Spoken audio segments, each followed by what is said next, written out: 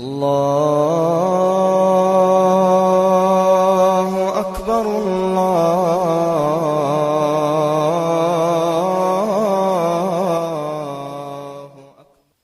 প্রিয় দিনী ভাই বোনেরা, আসসালামু আলাইকুম ওয়া রাহমাতুল্লাহি ওয়া বারাকাতুহু।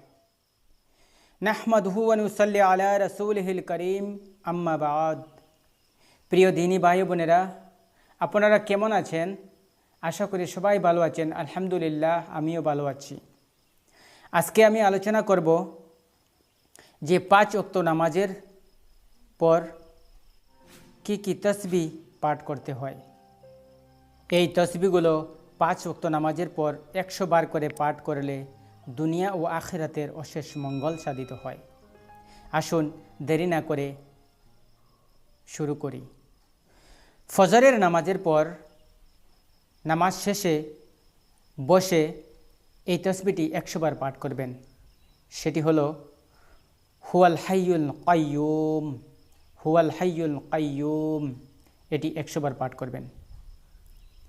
এর অর্থ হলো তিনি জীবিত ও চিরস্থায়ী।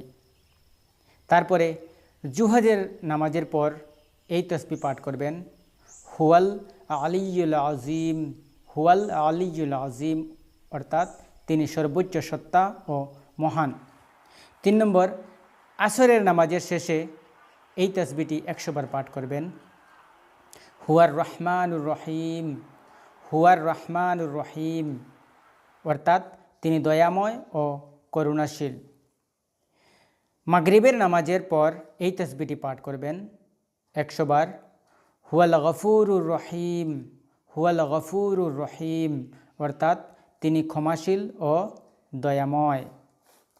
তারপর সর্বশেষ এশার নামাজের পর এই তসবিহটি বসে 100 বার পাঠ করবেন।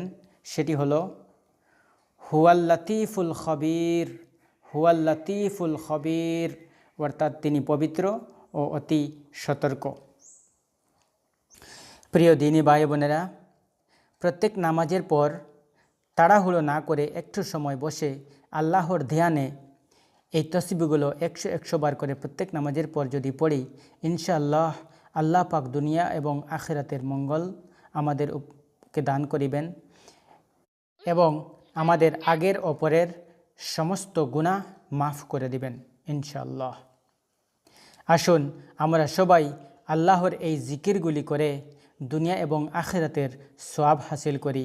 আল্লাহ পাক রব্বুল ইজ্জত যেন আমাদের এই তৌফিক দান করেন, আমিন। প্রিয় দিনী ভাই বোনেরা, এই ভিডিওটি কেমন লেগেছে যদি ভালো লাগে থাকে তাহলে আমাকে কমেন্ট করে জানাবেন এবং আরও বেশি ভালো লাগলে একটি লাইক দিবেন এবং এখনও যদি সাবস্ক্রাইব না করে থাকেন তাহলে চ্যানেলটি সাবস্ক্রাইব করে আমাদের পাশে থাকেন। ভালো থাকেন, সুস্থ থাকেন, এই কামনায় আজকে এ পর্যন্তই। ওয়া আখিরু দাওয়ানা আনিল হামদুলিল্লাহি রাব্বিল আলামিন।